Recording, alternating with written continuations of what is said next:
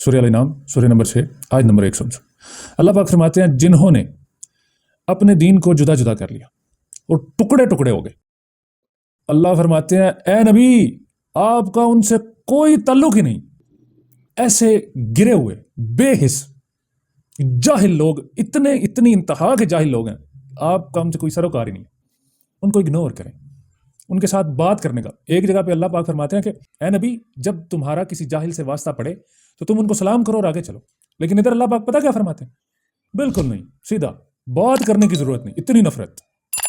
اتنی نفرت کہ جو امت محمد صلی اللہ علیہ وآلہ وسلم جس کے بارے میں یہ کہا جاتا ہے اللہ اس دین کو پہنچانے میں میری مدد فرمائے اور ہماری زبان کی، دل کی اور ہماری حافظے کی حفاظت فرمائے، کہ وہ سوال ہوا تھا نا کہ وہ ایک امت آئے گی کہ جس کا اجر اتنا زیادہ ہوگا کہ انبیاء نے بھی خواہش کی کہ ہم اس امت کا حصہ ہوں۔ میرا خیال ہے حضرت عیسیٰ علیہ الصلوۃ والسلام نے یہ کہا تھا کہ اللہ مجھے اس امت کا حصہ بنائے، اتنی عظیم امت۔ پھر سورہ آل عمران میں اللہ پاک فرماتے ہیں کنتم خیر امت اخرجت للناس، وہ ایک کتنی پیاری امت ہے جسے ہم نے انسانیت کے لیے نکالا، وہابی بننے کے لیے نہیں نکالا، دیوبندی، بریلوی، سنی، شیعہ، اہل حدیث، لشکر طیبہ، جماعت الدعوہ بننے کے لیے نہیں نکالا۔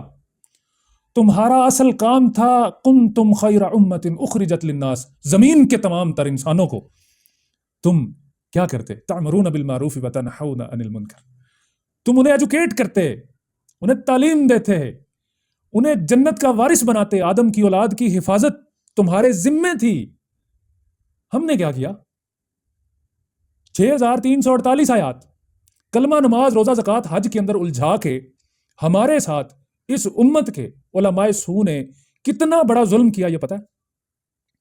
یقین مانے کسی بھی دشمن ملک کو، اور اس وقت جو کفار نے مسلمانوں کے اوپر قیامت برپا کی ہوئی ہے، میں اس کو اتنی بڑی قیامت نہیں سمجھتا، جتنی بڑی قیامت ہم نے خود اپنے اوپر برپا کی ہے اس فرقہ واریت کی شکل میں، یقین مانے یہ اللہ کے ہاں بڑا نفرت والا، انتہائی نفرت والا کام ہے کہ ایک امت جس کی روح تھی اتحاد، لا الہ الا اللہ کا مطلب کیا تھا، اس اتحاد کو سمجھیے گا۔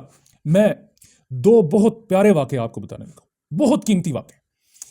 نبی پاک صلی اللہ علیہ وآلہ وسلم میدان احد سے آئے ہیں، زخمی ہیں، آپ صلی اللہ علیہ وسلم میدان احد کے اندر بے ہوش ہو گئے تھے، صحابہ چیختے پکارتے رہے کہ اللہ کے نبی کدھر ہیں؟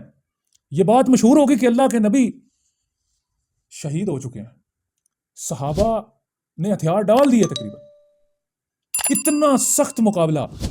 کسی جنگ میں مجھے نہیں یاد کہ میں نے پڑھا ہو کہ کھود ڈالا ہوا، اس جنگ میں کھود ڈال کے گئے، کھود، اتنی حفاظت کی۔ ابھی گھر پہنچے ہی ہیں، حضرت جبریل علیہ الصلوۃ والسلام آگے کہتے ہیں اے نبی آپ کدھر بیٹھ رہے ہیں؟ ابھی امت کے خون کا بدلہ باقی ہے، اٹھیں، تلوار نہیں رکھنی۔ یہ ہے لا الہ الا اللہ اور امت کا اتحاد۔ اتنا بڑا ہے لا الہ الا اللہ کہ نبی کو آرام کرنے کی اجازت نہیں جب تک ایک مسلمان کا خون بہا نہ لیا جائے۔ اتنا بڑا فریضہ ہے لا الہ الا اللہ، آپس کے اندر محبت، اخوت، حق کے اوپر ڈٹ جانا، اتنی بڑی بات، امت کا اتحاد، لا الہ الا اللہ کی روح ہے۔ المسلم اخو المسلم، یہ کس لیے کہا گیا تھا کہ مسلمان کا بھائی ہے۔ بھائی کس کو کہتے ہیں؟ بھائی تانے مارنے والے کو کہتے ہیں۔ سورہ الشعراء سورہ نمبر 42 آیت نمبر 14 کے اندر جو اللہ پاک فرما رہے ہیں کہ یہ آپس میں اماموں کی ضد بازی کو لے کے ایک دوسرے کو تنا چھوڑ دیں گے، یہ ہے امت کی بنیادی ذمہ داری۔ اب بات سنیں، حضرت امیر معاویہ اور حضرت علی رضی اللہ تعالیٰ عنہ کے درمیان جو اختلاف تھا وہ یہی تھا۔ حضرت امیر معاویہ رضی اللہ تعالیٰ عنہ یہ فرماتے تھے کہ ہم نے قصاص پہلے لینا ہے، لا الہ الا اللہ کا جذبہ تھا حضرت امیر معاویہ کے اندر کہ ہمارے خلیفہ جو تھے ان کو شہید کر دیا گیا ہے، ہم نے سب سے پہلے کیا کرنا ہے؟ ہم نے ان کا بدلہ لینا ہے۔ یہ ہے المسلم اخو المسلم۔ حضرت علی فرماتے تھے تھوڑی سی حکمت عملی، اجتہادی لحاظ سے دونوں حق پر تھے، کسی کو ہم غلط نہیں کہہ سکتے، دونوں کے پاس دلیل موجود تھی۔ بات وہی آ جاتی ہے یا ایھا الذین آمنوا اطیعوا اللہ واطیعوا الرسول واولی الامر منکم فان تنازعتم فی شیء فردوہ الی اللہ والرسول۔ اب کتنا پیارا اختلاف ہے ہمارے صحابہ کا کہ ایک سائڈ پہ حضرت علی، ان کے پاس بھی دلیل موجود ہے، ایک سائڈ پہ حضرت معاویہ رضی اللہ تعالیٰ عنہ، دونوں کے پاس دلیل موجود ہے، ٹھیک ہے۔ لیکن جو شر پسند لوگ ہیں، جو اللہ سے نہیں ڈرتے، جو امت کو فرقہ بازی میں ملوث کرنا چاہتے ہیں، مبتلا کرنا چاہتے ہیں، جو یہودی سازشوں کا امت کو شکار کرنا چاہتے ہیں، وہ لوگ نہیں چاہتے کہ امت ہدایت کی طرف آئے. امت کے اندر بغض، حسد اور کینہ زیادہ بڑا ہو، زیادہ نشو و نما پائے. کیوں؟ سر برطانیہ جب یہاں سے گیا نا تو ایک فکرہ چھوڑ کے گیا، ڈیوائیڈ اینڈ رول. ان کو فرقہ بازی میں مبتلا کرو اور ان کے اوپر حکومت کرو.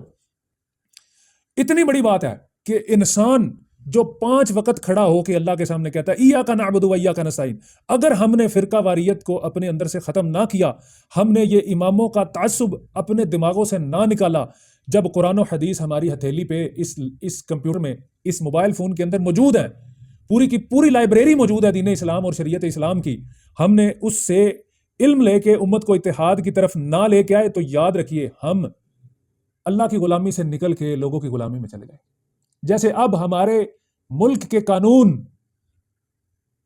غیر اللہ یعنی کہ کفار وہاں سے بیٹھ کے آرڈر کرتے ہیں، اور یہاں ہمارے ملک کے قوانین جو قرآن و سنت کے مطابق بنائے جانے چاہیے تھے، کچھ بنائے بھی گئے، آج وہ تبدیل کیے جا رہے ہیں. کیا یہ چیز روزہ زکوٰۃ حج کے اندر یہ احکامات ہیں کہ تم نے قرآن و سنت کا نفاذ کرنا ہے؟ کیا یہ ان 5 میں آتے ہیں؟ وَإِذْ قَالَ رَبُّكَ لِلْمَلَائِكَةِ إِنِّي جَاعِلٌ فِي الْأَرْضِ خَلِيفَةً. انسان کی پیدائش سے پہلے ہی، پیدا کرنے سے پہلے، اس کو تخلیق کرنے سے پہلے، اپنے ہاتھوں سے حضرت آدم کا وہ جو بت ہے وہ بنانے سے پہلے اللہ پاک نے فرمایا کہ یہ سند کر دو امت محمد کو، اے جبریل جا کے بتا دو کہ تمہاری تخلیق سے پہلے میں نے تمہارے مقصد کا اعلان اپنے عرش پر کیا تھا.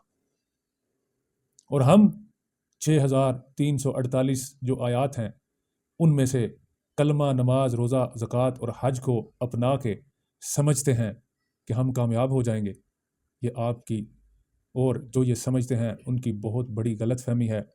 اپنی آخری بات کہہ کے میں اس ویڈیو کا اختتام کرتا ہوں، اور وہ یہ ہے کہ اس وقت دین تھوڑا تھوڑا اتر رہا تھا. جب نماز آئی تو اللہ کے نبی نے کہا تم نماز پڑھو تم جنتی ہو. جب روزے آئے اللہ کے نبی نے کہا روزے بھی اب رکھو تم جنتی ہو. جو احکام آئے وہ ساتھ صحابہ تو قالوا سمعنا واطعنا پر تھے، اس لیے نبی پاک صلی اللہ علیہ وسلم کو یہ پتا تھا کہ میرے صحابی پچھلا عمل کبھی بھی نہیں چھوڑیں گے. عشرہ مبشرہ، بدر کے اندر جنگ لڑنے والے صحابی جن کو قرآن میں بشارت دے دی گئی کہ جاؤ اب جو بھی کرو، جاؤ اب زمین کے اوپر تم بے شک جتنے مرضی گناہ کرنا چاہو کر لو، ان صحابہ نے اللہ کی اطاعت کو پھر بھی پسے پشت نہیں ڈالا.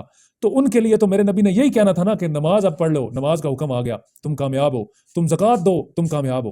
ہم اس چیز کو ایسے نہیں لے سکتے. کیا ہم 6348 آیات میں سے کچھ آیات لے کے کیا ہم کامیاب ہو جائیں گے؟ نہیں. میں آپ کو ریکمینڈ کروں گا کہ آپ سورہ البقرہ آیت نمبر 85 اور 86 کا مطالعہ کریں. اللہ پاک فرماتے ہیں افا تؤمنون ببعض الکتاب وتکفرون ببعض، کیا تم جتنا مرضی چاہے دین قبول کرتے ہو اور جتنا مرضی چاہے دین پس پشت ڈال دیتے ہو، تم کیا سمجھتے ہو کہ میرے احکامات تمہاری مرضی کے مطابق اپنائے اور ٹھکرائے جائیں گے؟ میں اللہ رب العزت ہوں. یاد رکھو کہ ایسے لوگوں نے آخرت بیچ کر دنیا کی زندگی خرید لی، اور نہ تو ان کے عذاب ہلکے کیے جائیں گے نہ یہ مدد کیے جائیں گے. وآخر دعوانا ان الحمدللہ رب العالمین. السلام علیکم ورحمۃ اللہ وبرکاتہ.